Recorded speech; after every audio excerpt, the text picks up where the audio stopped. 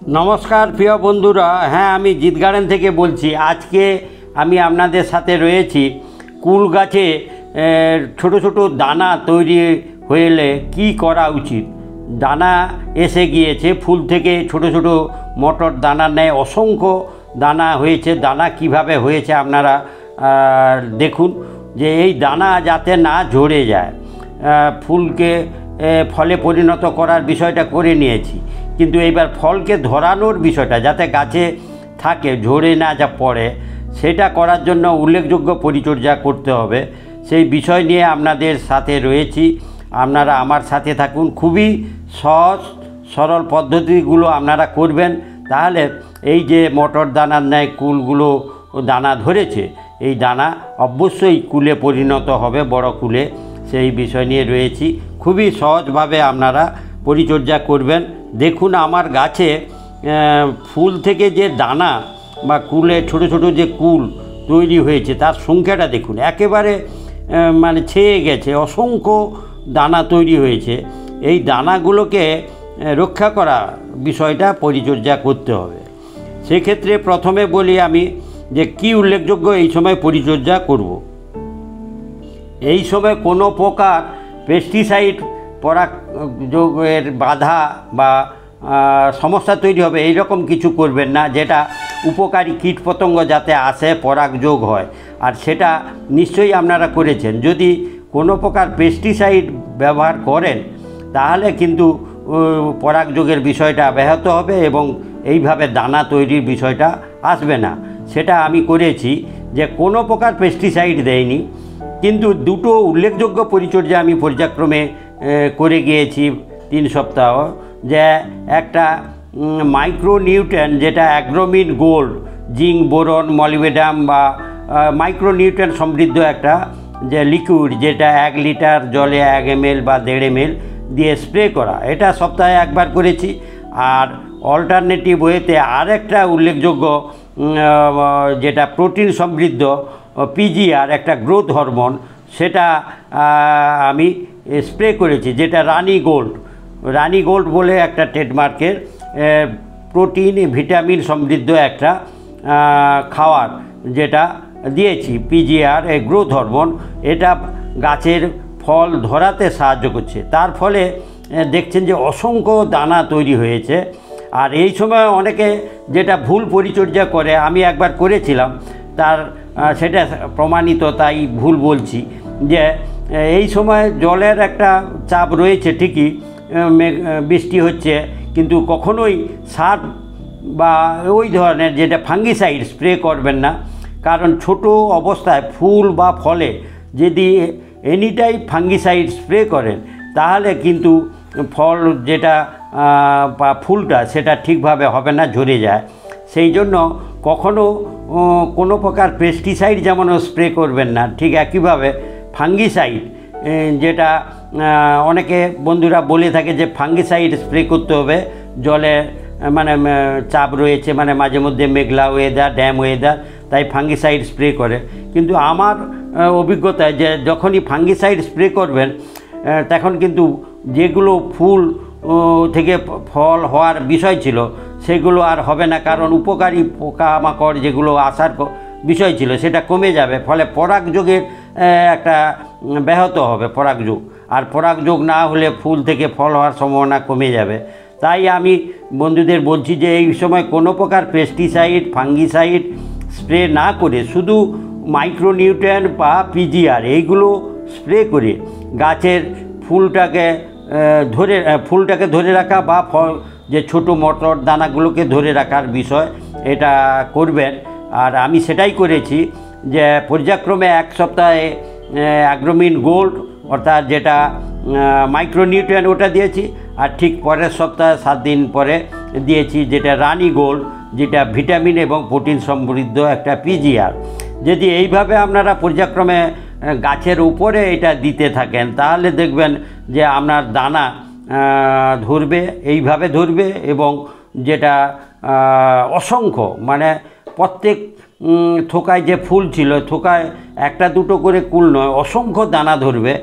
আর সে দেখছেন আমার গাছটা দেখাচ্ছি আপনাদের, যে 23 মানে 20-22 দিন পরে ফুলে থেকে যে ফল হওয়ার বিষয়টা একেবারে জাঁকিয়ে যেটা দানা তৈরি হয়েছে, এবার এর কিছু ধরবে, কারণ গাছ তার আকার আকৃতি অনুযায়ী ফলটা ধরবে, আর বাকিগুলো বা বাড়তি যেটা সেটা ঝরিয়ে দিবে যতই পরিচর্যা করুন না কেন।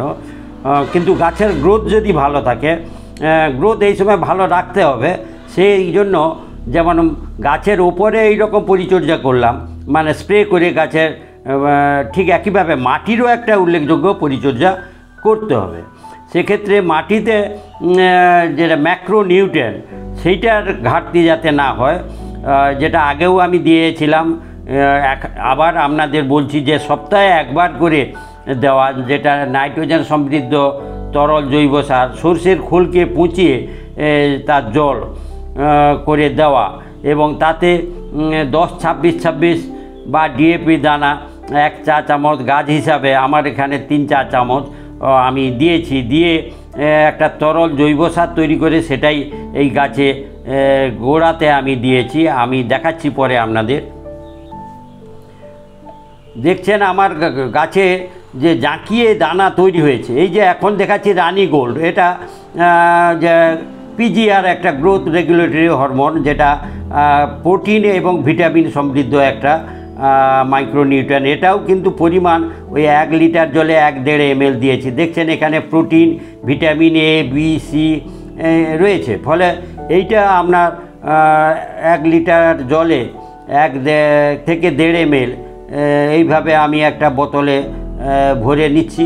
ভরে নিয়ে একবারে ভিজিয়ে দেওয়া, সমস্ত গাছের পাতা, ফুল এবং যে দানা এসছে সেগুলো শাখা পোশাকে একেবারে ভিজিয়ে দেওয়া, এবং সেটা সকালেই করবেন। সকালের দিকে যেদিন বৃষ্টি হওয়ার সম্ভাবনা থাকবে না, এই রকম একটা দিন আপনাকে নির্বাচন করে দিতে হবে, এবং এটা দিলে গাছের যে গ্রোথ সেটা সুন্দরভাবে থাকবে, গাছের পাতাগুলো ঝরবে না।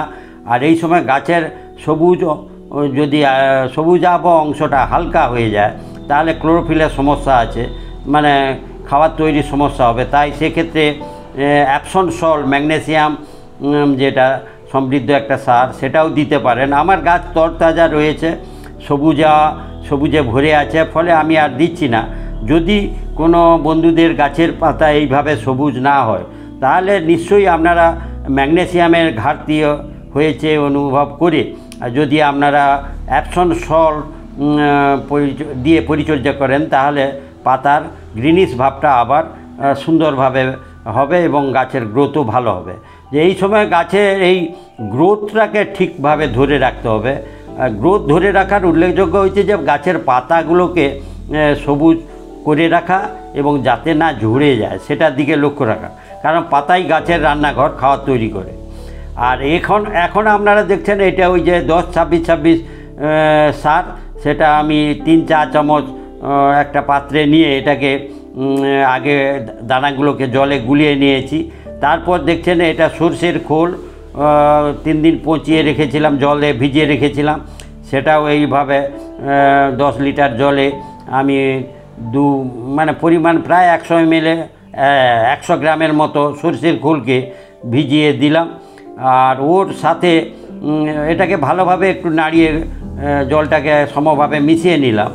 মিশিয়ে নেওয়ার পর এতে ওই যে ডিএপি দানা, যেটা তরল করে, ডিএপি দানা বা 10-26-26 যেটাই ব্যবহার করুন, আমার এটা 10-26-26 যেটা তরল করে নিয়েছিলাম, সেই তরলটা এর সঙ্গে মিশিয়ে একটা তরল মিশ্র সার তৈরি করলাম, যেটা 10-26-26 এবং সরষের খোলকে পচিয়ে তার তরল, এই তরল সারটা সপ্তাহে একবার করে আপনার গাছে দেওয়া, যাতে গাছের পাতার গ্রিনিশ ভাবটা সবসময় বজায় থাকে এবং পাতা কখনো না ঝরে যায়।